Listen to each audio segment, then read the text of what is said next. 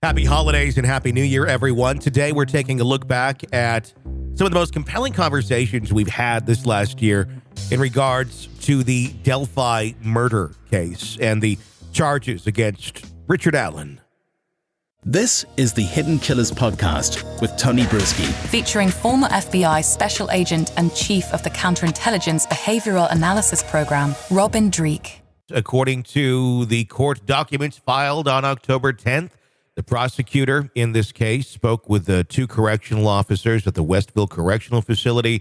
These are some of the folks who were brought up in that affidavit that was filed a little while back by the defense, talking about all the Odinism and the fairly fantastical ideas that were presented of, does this stuff check out, and could this possibly be the individuals or the type of individuals who carried out this sort of crime? Accusations against some of the folks at the correctional facility either being involved or somewhat conspiratorial in this, making threats against Richard Allen and also trying to coerce him into making an admission of guilt to his wife and to his mother. They are saying we have nothing to do with Odinism, while at the same time recognizing that, yes, we did have patches on our uniforms and we got rid of those patches and we were asked to get rid of them a little while back.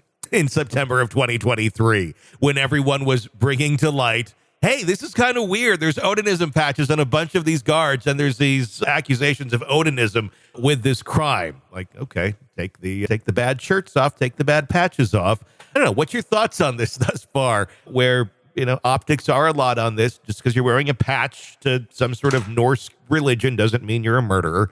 But I don't know. It just, I guess, adds more to the mystique or the mystery of all this.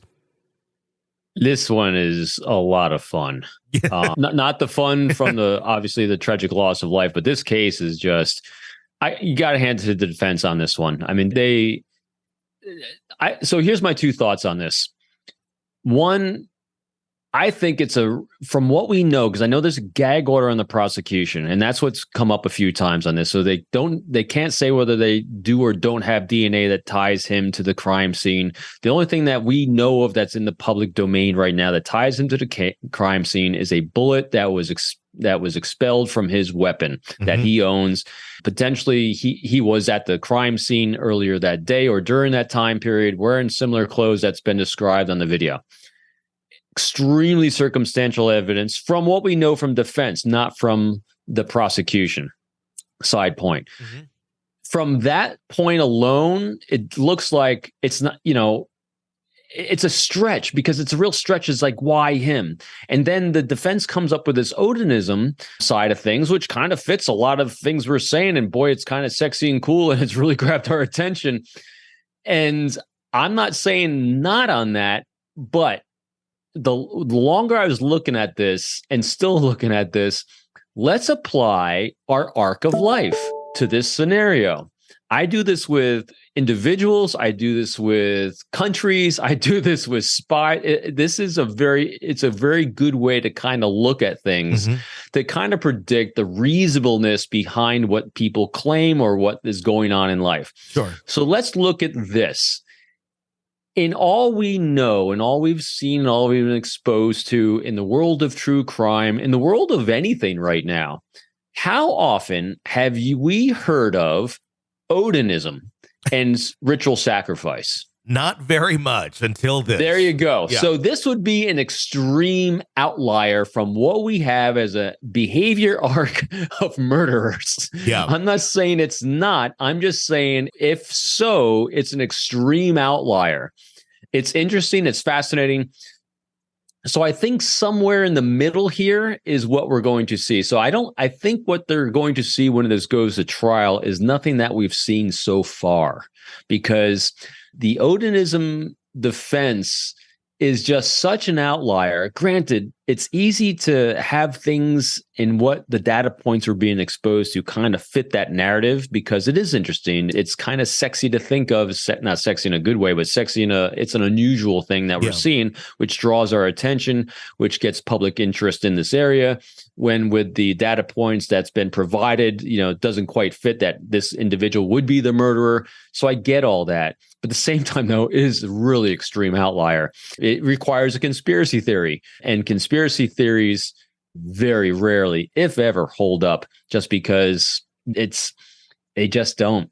Granted, I wanted to, because from the data points we have, it's a stretch to me that he did it, but we don't know what the prosecution knows.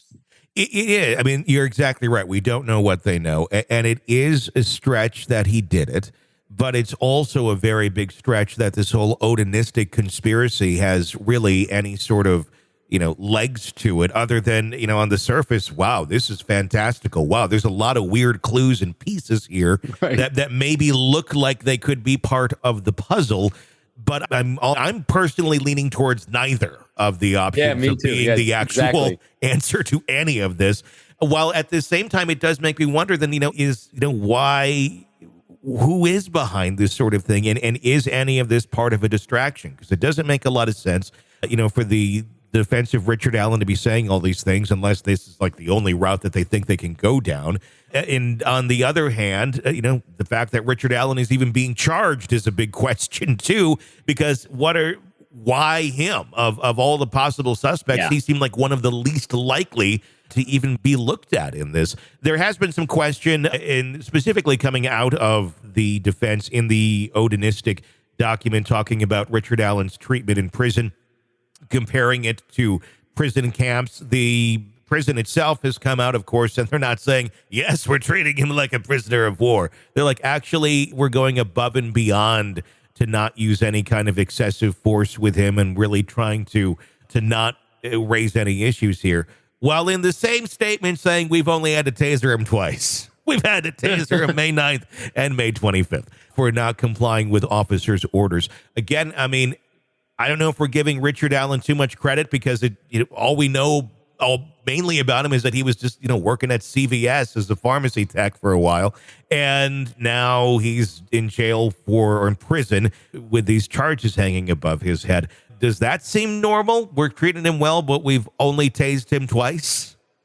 That's what I'm saying. There's a lot of blank spots in here. There absolutely has to be, because like you said, I don't think either of these theories hold up.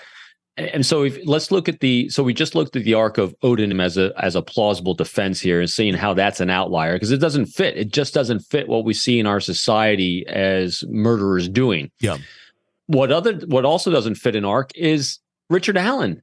You look at his background. How do you go from, again, the data points when you just Google him and his background, the things he's done and how he's lived his life? He's a nondescript individual, not in a negative way in any way. He's an average person. I mean, and to go from average to stabbing two people to death in a very grisly person. I mean, that is the most personalized way you could murder someone. To go from 0 to 100 on that, it does not fit unless there's something the prosecution knows that we don't know that they've shared yet, which we know they haven't. But that just doesn't fit. It just doesn't fit a pattern behavior for me. Well, especially, too, when you consider he's a father and by all accounts, a fairly good dad, just normal, average person, which makes it even more shocking and crazy if you are a parent. I mean, if you're not a parent, it's not like you just have desires to stab children. But even when you're a parent, you become more aware of children. You become more parental, if you will, and you do look out for others' kids. If like there's some just kids by themselves out in the middle of a dangerous area, one would be like, hey, where's your parents? You want to make sure they're okay, if you're a sane, normal human being. That's another level to this that this doesn't make a lot of sense. But obviously, we've seen many cases where parents do these horrible types of crimes directly to their own children. Another thing that I thought was interesting that the defense does not want submitted, and to me, if there's nothing to hide in any of this or nothing that's going to look bad, you would want this out there, I would think, for some sort of context. But the defense is really fighting these motions to get Richard Allen's mental health records submitted into this for consideration, saying it has nothing to do with the trial, and it may not. But at the same point, if we have a happy, healthy, normal guy here, I would assume there probably aren't many mental health records on him, because that normally only gets really documented if somebody's going in for something and they're working on some sort of difficulty.